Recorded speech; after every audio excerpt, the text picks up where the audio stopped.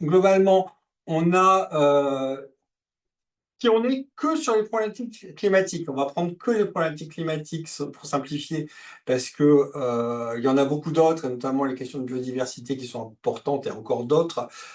Si on prend que les questions climatiques, il y a historiquement deux catégories dans l'action climatique. Il y a la catégorie de l'atténuation, la catégorie de l'adaptation. La catégorie de l'atténuation, c'est la catégorie qu'on connaît le plus en général parce que c'est elle dont on parle en général. On dit il faut faire de la prévention sur les questions climatiques, il faut éviter l'ingérable et donc on va décarboner, on va capturer le CO2, on va faire la sobriété, qui sont trois leviers qui existent en tout cas, donc on peut discuter des priorités, de l'importance, de la faisabilité, mais en tout cas, c'est trois leviers qui existent. Ce n'est qu'une partie de l'action climatique. Parce qu'il y a une deuxième partie de l'action climatique qui est l'adaptation, qui n'est plus la prévention, qui est la préparation. C'est une notion différente, qui est gérer l'inévitable. On considère qu'un certain nombre de dégâts climatiques sont déjà en cours, sont déjà prévisibles pour les décennies futures. Du coup, on n'est pas sur des choses qu'on est capable d'éviter, on est sur des choses auxquelles on peut se préparer et qu'on peut éventuellement gérer, si on fait ça bien. Et donc, il y a du travail sur les écosystèmes, la manière dont les écosystèmes vont être impactés par le changement climatique.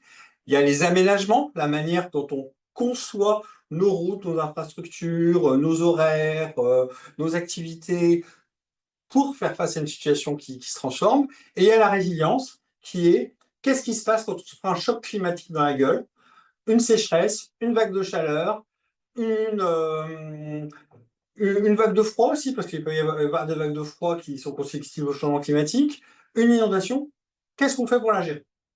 Donc, c'est les deux grandes catégories. C'est les deux grandes catégories. Alors, au début des années 2000, bah, c'était tout pour l'atténuation. Là, de plus en plus, il y a la question de l'adaptation qui est considérée comme légitime, et de plus en plus. L'adaptation, c'est pas de la magie. L'adaptation, c'est pas de la magie, c'est euh, des niveaux de risque climatique qui sont déterminés par ce qu'on fait ou pas en atténuation. Donc, plus on fait d'atténuation, plus on arrive à éviter des niveaux de risque climatique. Plus on merde sur l'atténuation, plus on doit affronter un niveau de risque climatique important. Là, donc, il y a sur le schéma deux niveaux de risque et un truc qu'on appelle la limite à l'adaptation. On dit en général qu'il y a deux types de limites, les limites dures et les limites souples. Les limites souples, c'est en général l'argent que tu mets sur l'adaptation. Les limites dures, c'est les réalités physiques auxquelles on est confronté et auxquelles il n'y a pas moyen d'y échapper. Plus on va avoir de risques climatiques, plus on va avoir de risques qu'on va pas pouvoir éviter et auxquels on va même pas pouvoir s'adapter. En fait. Donc il y a une partie des risques sur lesquels on va pouvoir s'adapter, une autre, on ne va pas pouvoir. On peut s'adapter en mettant des sous, en faisant des bons choix technologiques, en faisant des bons choix politiques, des bons choix de comportement. Tout ça, c'est un gros boulot qui permet d'éviter les risques. Reste qu'il y a des risques résiduels. Des risques résiduels sous forme de pertes et dégâts et de déstabilisation socio-économique qui sont la vraie question. Là, par exemple, l'ouragan Melissa qui est passé sur la Jamaïque, un énorme ouragan dévastateur, et les assurances prennent.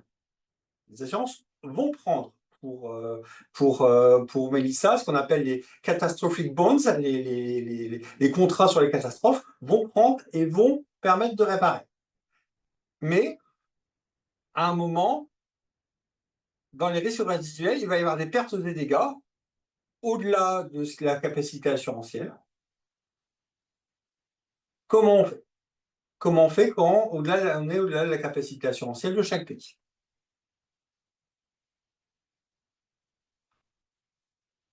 Il y a deux perspectives.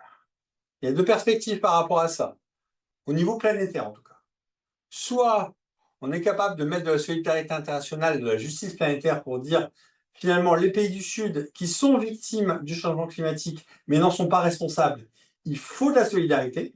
et ça, c'est un des enjeux majeurs des COP, la COP 30 qui a lieu en ce moment, c'est un des gros sujets sur lesquels on discute. Les pays, ils disent on a besoin de sous pour s'adapter, et on sait qu'on ne s'adaptera pas à tout, du coup, il faudra compenser avec de l'argent. Mais l'argent n'est pas infini, et parfois, il y a des choses qui sont détruites et qui sont détruites de manière irrémédiable. Du coup, on a aussi des perspectives d'effondrement et de chaos qui existent, qui sont réelles. Si on prend l'exemple de la guerre civile en Syrie, par exemple, les modèles en fait socio-économiques ont lié une grande sécheresse qu'il y a eu en Syrie, des pertes sur les récoltes, avec de la violence politique, avec l'entrée en guerre d'un certain nombre de factions dans le pays, une guerre civile.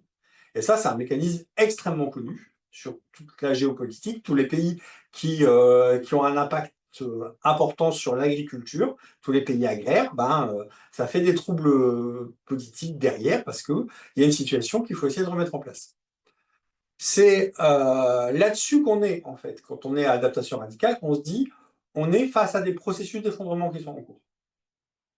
On est confronté à des choses qui sont déjà lancées, qui vont nous arriver chez nous, et sur laquelle on pourra réagir avec de la préparation, avec de la gestion, avec de la solidarité, avec de la justice, avec de l'entraide. Tout ça, c'est des modes en fait de réponse qui existent.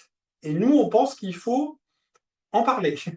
Il faut en parler à tous les niveaux, quel que soit le niveau auquel on parle. Il y a des formes d'adaptation qui ne sont pas très coûteuses, relativement faciles à faire, et donc c'est une entrée dans la problématique. Donc c'est un bout de la question, et à l'autre bout de la question, il y a l'effondrement complet de la civilisation. Et entre les deux, il y a plein de choses. Il se passe plein de choses, il y en a plein de choses à discuter, et c'est ce dont on parle à l'adaptation radicale.